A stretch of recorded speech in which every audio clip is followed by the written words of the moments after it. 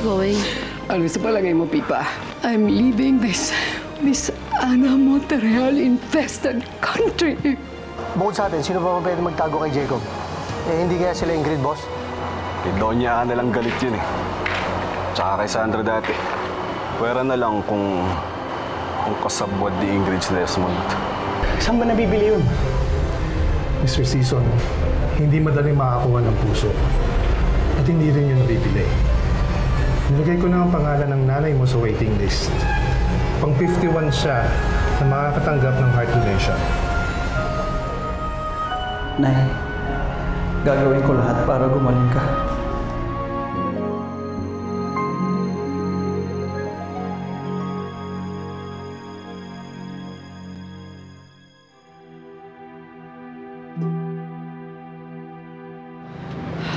Pipa, dali mo na. Guard, buksan niyo yung gate. Ma'am? Stanley! Stanley! Mother, I came here to apologize. Nabigla ako sa mga nasabi ko kagabi. Hindi ko akalain itong maabutan ko.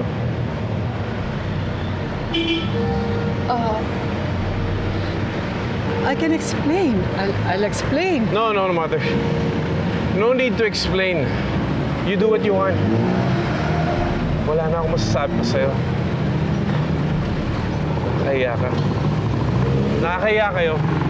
Stanley! Stanley! Stanley! Stanley!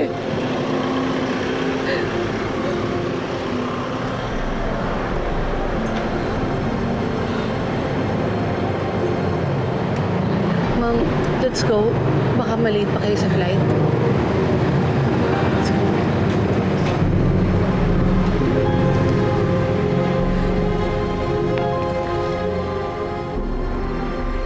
Tay, kung ba maghahatid sa akin ngayon? Oo, kailangan ko makausap yung nanay mo eh.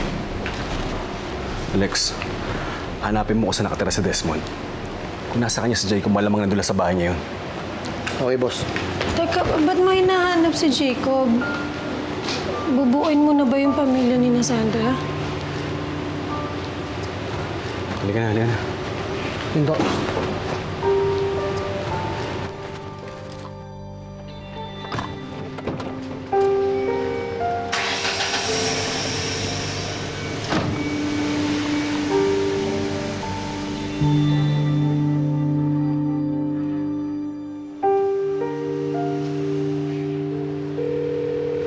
Blake, nasan ka?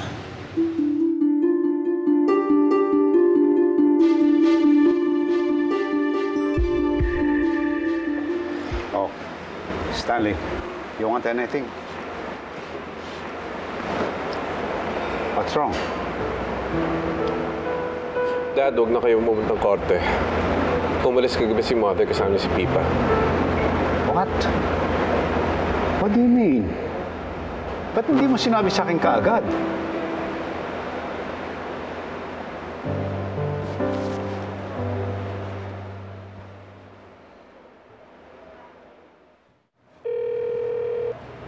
Hello, Ana. Are you on your way here, Enrique? Ana, Ingrid is gone.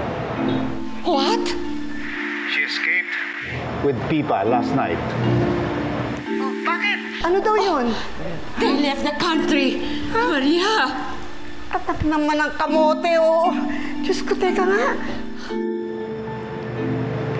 You better come with me. Ipaliwanag mo ito sa kanila.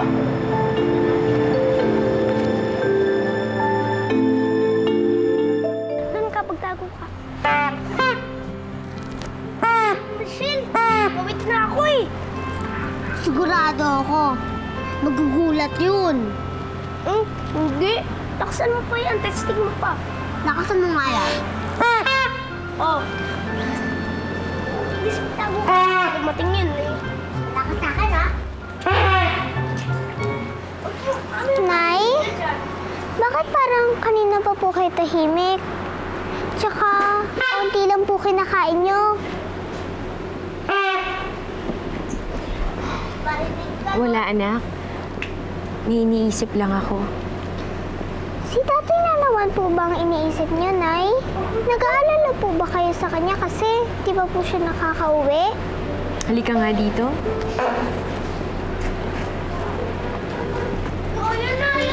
Natatakot lang ako, anak, kasi baka mamaya kung ano nang masama ang nangyari sa tatay mo.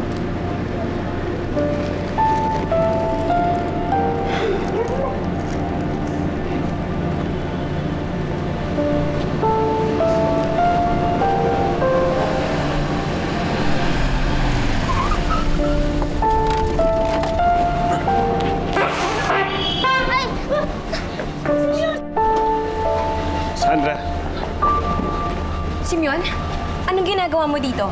gusto lang sana kita makausap ng personal eh. Papatunayan ko sa'yo wala sa akin si Jacob.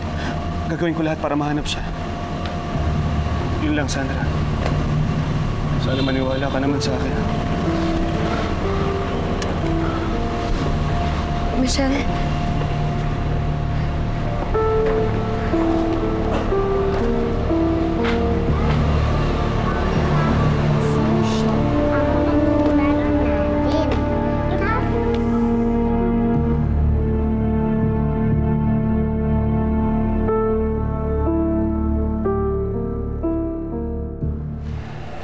Ay, nako. Pambihira talaga yung ex mo, Enrique. Parang ahas kung sumalis eh. Oh, paano na ngayon? Thank you.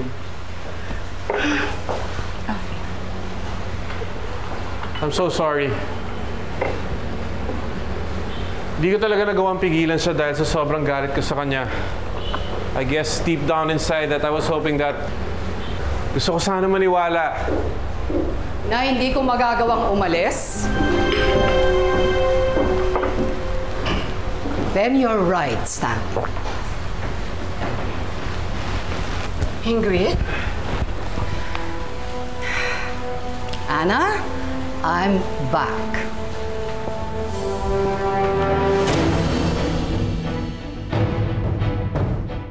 Mother, what are you doing here? Akala ko umalis na kayo kagabi. I tried. Pero hindi ko kaya. Hindi ko kayang isipin na itinuturing mo ang ina mo na isang duwag at tumatakas sa responsibilidad. I can't.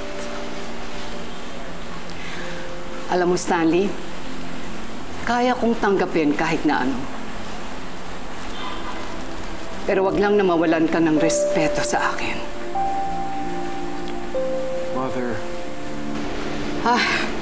Pinalis ko na si Pipa kagabi. She's not part of this whole mess anyway. Ako lang yung may kasalanan nito. I'm so proud of you.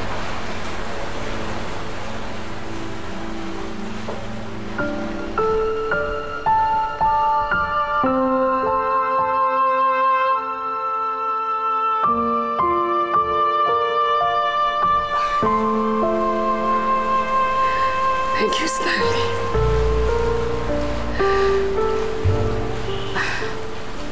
I really appreciate this. Thank you.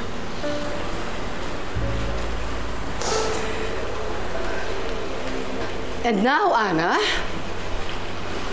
you know I still don't like you. At kung pwede kong gawin ang lahat ng ginawa ko sa'yo, I'll still do it. But I realize na well, I really went overboard nung dinamay ko si Jennifer. And for that, I'm sorry. I'm really sorry.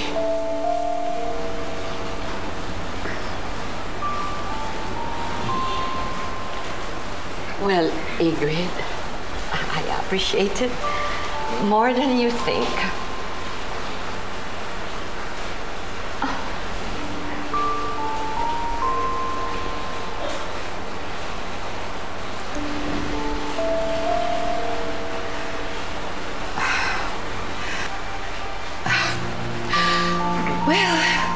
Good luck kay Enrique.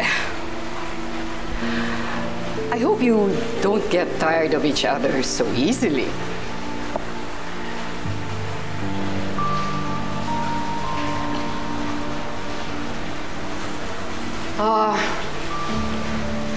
Gawin niyo na kung anong kailangan niyo gawin sa akin.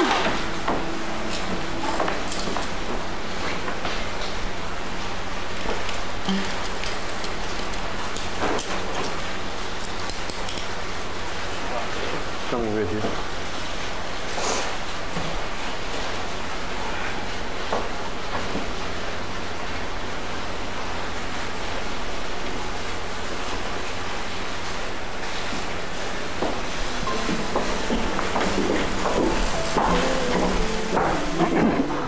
Ana. Go. Kailangan ka ng anak mo. Kailangan ka ni Stanley. I understand. Go. Yeah.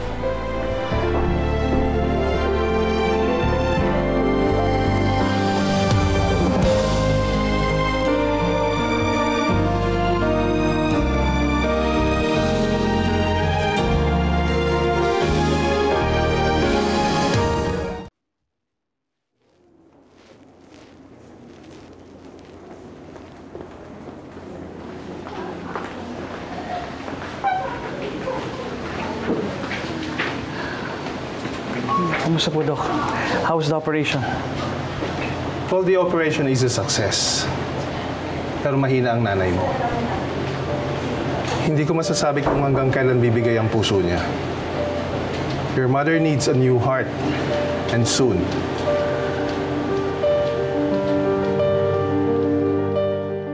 Tigil operasyon muna tayo, ah. Kailangan tutukan yung paghahanap kay Jacob. Okay, boss. Nakuha ko na rin yung police blotter niya nung nawala siya. Baka makatulong sa atin to. Okay yan.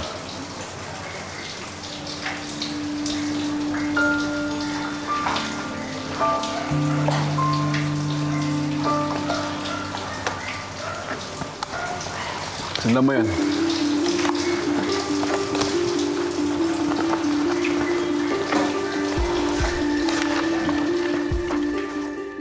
Ay, nako. Akala ko gagawa na naman kalokohan yung Ingrid na yan eh. Eh, kasama pang pulis. Oo nga, nanay. Akala ko naman. Diba, magsusorry lang kay Dunya Anam. Naku, nagdrama pa.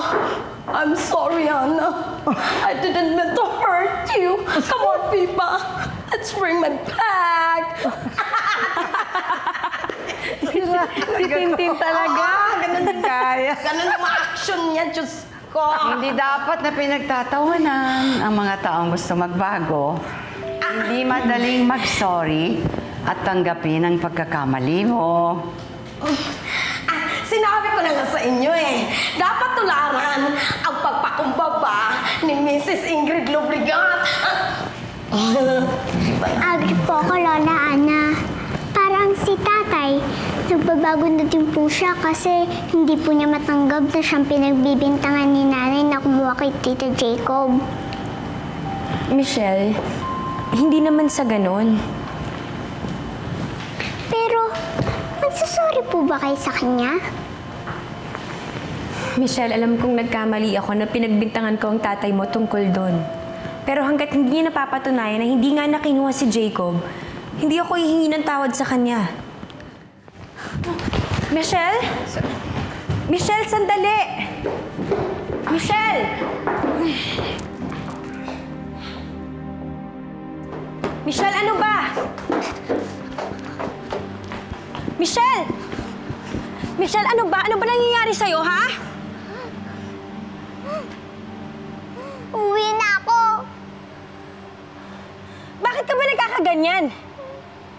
Kasi hindi mo mahal si tatay! Kahit kailan, hindi ko pinaasa ang tatay mo. Alam niyang wala akong ibang lalaking mamahalin kung hindi si Jacob lang. Para si tatay! Sino magmamahal sa kanya? Michelle, hindi kita pwedeng pigilang mahalin ang tatay mo. Pero sigurado ko, marami namang iba dyan ang pwedeng magmahal sa kanya eh. Kagaya ng nanay ni Risa mo. Nay! Wala po si Tito Jacob kay tatay. Maniwala po kayo. Kung hindi niyo po siya mamahalin, maniwala na lang po kayo na wala si Tito Jacob sa kanya. Sige na, tama na. Naniniwala na ako. Tama na.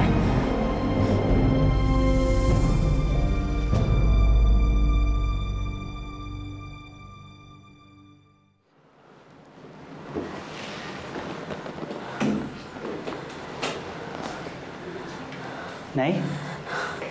Bakit nandito? Nay, wag. Humiga lang ako kayo. Humiga lang kayo. Magpahinga muna kayo.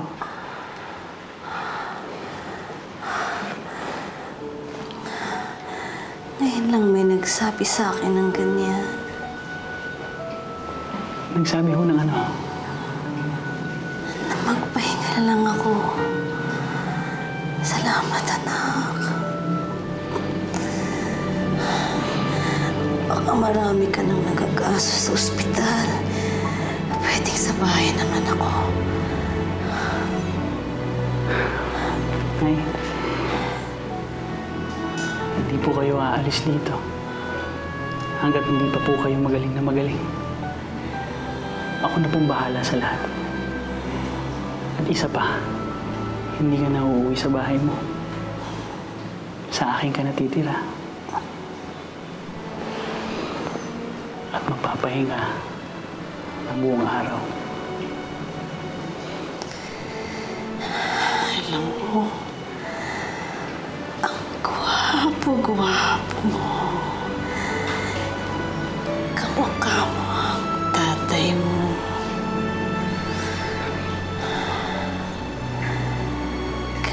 Kailan tayo uuwi?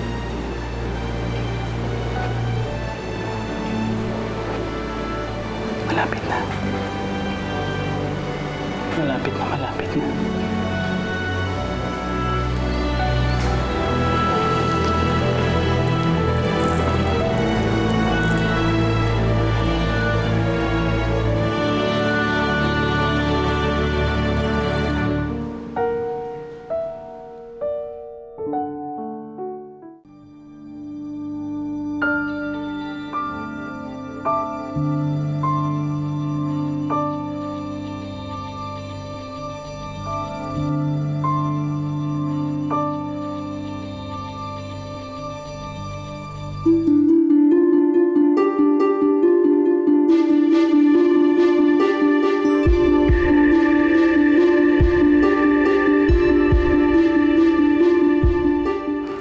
Ganda ng jacket naman niya. Green.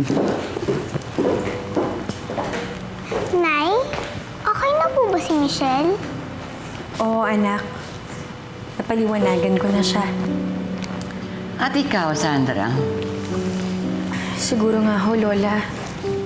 Tama si Michelle. Mas madali lang kasi talagang sisihin si Simeon eh. Sandra, everybody can change. Si Ingrid, si Michelle, si Simeon, for that matter, kahit si Desmond. Kung bibigyan lang natin sila ng pagkakataon. Lola, paano po natin malalaman kung totoo na po ba nagbago ang isang tao? Sa mata niya, tama yung kasabihan, doon mo makikita ang kaluluwa ng isang tao.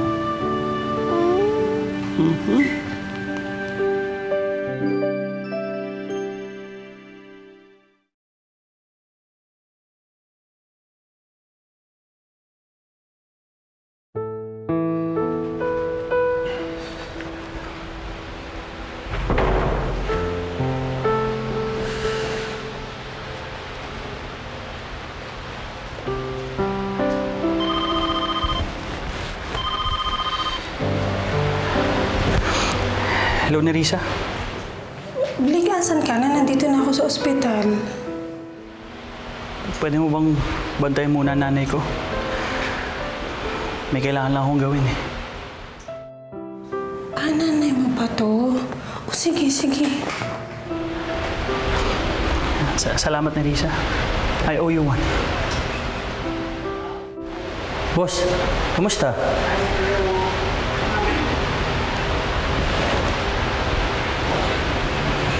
Alam ko na ang gagawin ko. Alam ko na ang gagawin ko kay Jacob. Sa mga Montreal.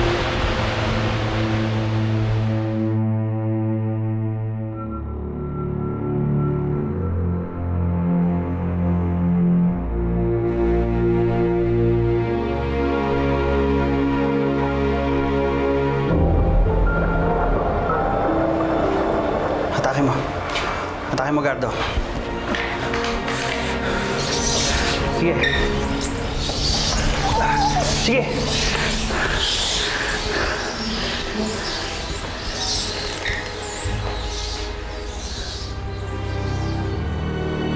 Smile, Jacob.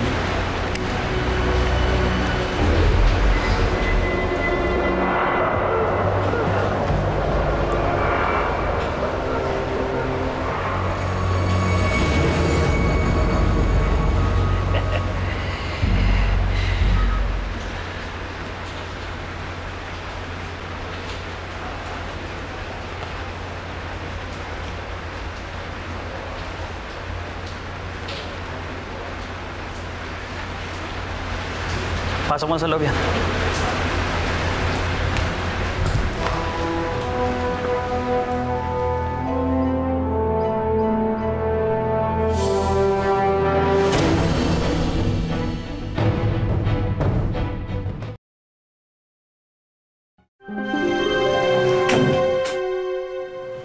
Anong ginagawa mo dito? Siya ba yung magiging biyana mo? Ano, hindi niyo ba mahanap si Jacob at dito ka nag-aaksaya ng panahon mo? Hindi, tinatrabaho na ni Alex yan. Wala naman akong gagawin doon, maghihintay lang ako. Dito lang ako maghihintay para makalala ko yung Jake mo. Opo nga, pagod ako. Opo.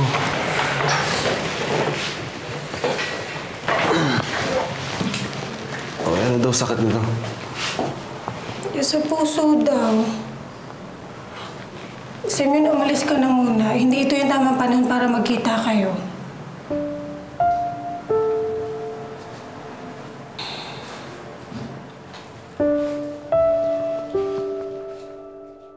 Maria! Maria, yung cellphone ko please, pakidala rito. Ito na. Good night. Good night, anak. Thank you. Ako na magdadala sa kanya, ha? Sige po. Tulog na.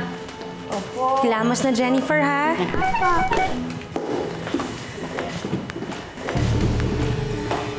Oh my God! Sandra!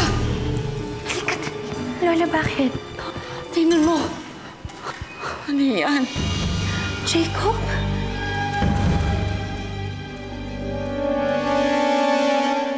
Bantayan mo na maigi yan si Jacob, ha?